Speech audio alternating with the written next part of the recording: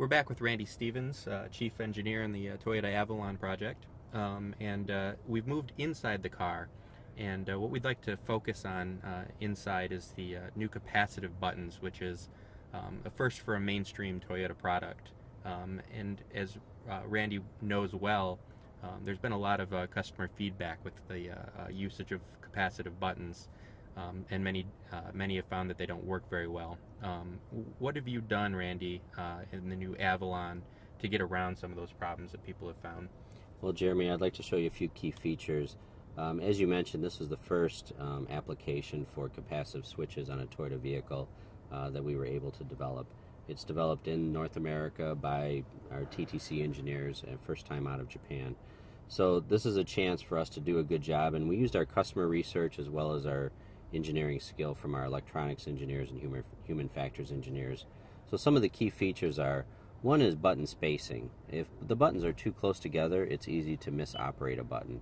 So there's a good spacing between all these buttons, so it's not easy to hit a second button by mistake.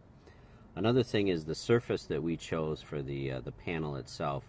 We didn't want to choose a kind of a shiny piano black type surface. We wanted to give something with texture so that your finger has a clear landing point and easy to understand where it is. The switch itself has a geometric shape that kind of guides you as to exactly where to touch. We call it a hockey stick, but it just gives you a better target zone for each button on where exactly to go. We've also added some unique features, intuitive features, we hope. For this area, for the fan slider, there's 5 capacitive sensors underneath the panel, and that allows it to understand whether you want to slide. You can slide up and down, or you can just hit plus or minus and still have the same function if you want more simplicity. The final thing we did was the feeling between the resistive touch panel and the capacitive switches. Even though they're different technology, we wanted them to have the same feeling.